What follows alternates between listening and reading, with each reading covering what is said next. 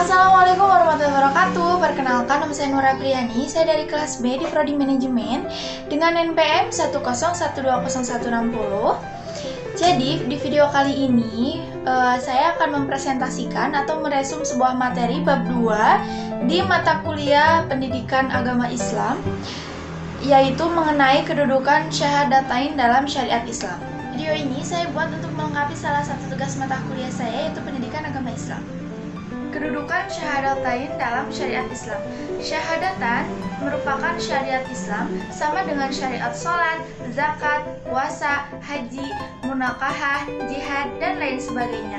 Kedudukan dua kalimat syahadat dalam syariat Islam merupakan prinsip dasar yang menjadikan penentu keabsahan dan diterima atau tidaknya amalan para hamba Allah Subhanahu wa Ta'ala.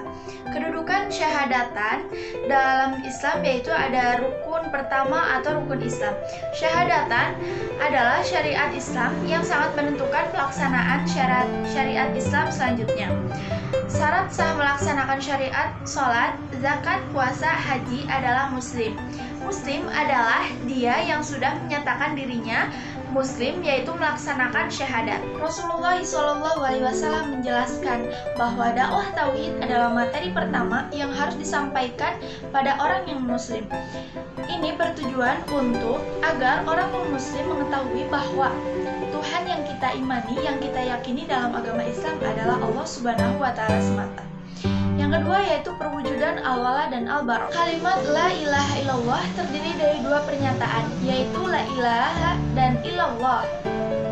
Kalimat ilallah adalah sikap menerima hanya Allah Subhanahu wa Ta'ala sebagai sesembahan, sekaligus juga penerimaan ikatan dan loyalitas kepada din atau sistem Allah Subhanahu wa Ta'ala.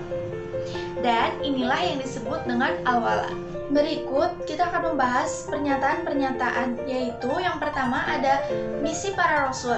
Dijelaskan dalam surat An-Nahl ayat 36, yang dimana al-walanya itu adalah kita harus beribadah kepada Allah Subhanahu wa Ta'ala, dan al-baronya adalah menjauhi taghut.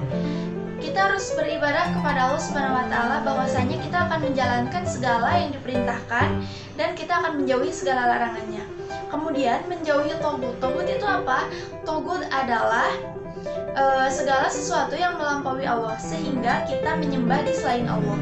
Yang kedua ada kesempurnaan iman yang dijelaskan di dalam surat Al-Baqarah ayat 256 sampai 257, yang dimana awalnya adalah kita harus beriman kepada Allah, kemudian al-baronya adalah menolak taghut. Al-wala, beriman kepada Allah, bahwasanya kita harus meyakini akan adanya Allah Subhanahu wa Ta'ala melalui ciptaan-ciptaannya. Kemudian menolak taghut al-baro. Al-baronya adalah menolak taghut. Menolak taghut itu adalah sebagaimana tadi telah saya jelaskan, yaitu segala sesuatu yang melampaui Allah sehingga kita menyembah di selain Allah. Jadi kita harus menolak itu semua dan kita akan fokus dalam iman kita, yaitu yakin terhadap Allah Subhanahu wa Ta'ala, dan kita akan selalu beribadah kepadanya juga menyembahnya. Selanjutnya yaitu wujud pengabdian, yang dimana dijelaskan dalam surat Yasin ayat 60 sampai 61, dimana awalnya adalah kita mengabdi kepada Allah Subhanahu wa Ta'ala, yang dimana dengan cara kita mengerjakan ibadah dengan baik, kemudian kita berbuat baik kepada sesama manusia maupun sesama ciptaan-ciptaan Allah, dan kita senantiasa menjadi orang yang bermanfaat untuk orang lain. Kemudian al-baronya adalah memusuhi setan. Jadi kita harus benar-benar menjaga diri kita agar tidak terhasut setan, karena setan akan selalu menghasut umat manusia agar berbuat keburukan dan ingkar terhadap perintah-perintah Allah Subhanahu wa Ta'ala. Yang selanjutnya ada istihazah, yaitu dijelaskan dalam surat An-Nahl ayat 96. Istihazah dijelaskan dalam surat An-Nahl ayat 98, yang dimana awalnya itu adalah berlindung kepada Allah dan al-baronya adalah menghindari syaitan. Al-wala, berlindung kepada Allah, dimana kita akan meminta perlindungan hanya kepada Allah Subhanahu wa Ta'ala. Karena jika kita meminta perlindungan selain kepada Allah Subhanahu wa Ta'ala, kita akan termasuk orang yang menduakan atau menyembah selain Allah Subhanahu wa Ta'ala. Kemudian al-baronya adalah menghindari syaitan. bagaimana cara kita menghindari syaitan, yaitu kita akan senantiasa beribadah, kita akan senantiasa ingat terhadap Allah Subhanahu wa taala. Itu akan mencegah syaitan-syaitan untuk mendekati kita dan memperkuat iman kita agar kita senantiasa menghindari syaitan. Yang selanjutnya atau yang terakhir yaitu ada kesempurnaan Islam yang dijelaskan di dalam surat Al-Baqarah ayat 208, di mana al-walainya ini adalah kita memasuki Islam, kemudian al-baronya itu adalah menolak sistem setan.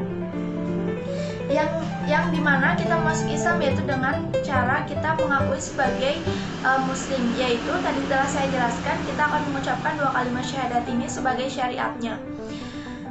Kemudian al-baronya yaitu menolak sistem setan. Kita akan menolak segala upaya-upaya setan untuk menghasut kita agar ingkar terhadap Allah Subhanahu wa taala dengan cara kita selalu beriman kepada Allah Subhanahu wa taala dan kita meyakini akan adanya Allah Subhanahu wa taala, juga kita selalu taat beribadah kepadanya. Baik teman-teman semua, terima kasih telah mendengarkan apa yang telah saya jelaskan. Berikut adalah cukup sekian resum dari materi pertemuan kedua di mata kuliah Pendidikan Agama Islam. Mohon maaf bila banyak tutur kata yang kurang berkenan atau mungkin dalam penyampaiannya saya kurang tepat. Terima kasih. Wabillahi taufiq wal hidayah. Wassalamualaikum warahmatullahi wabarakatuh.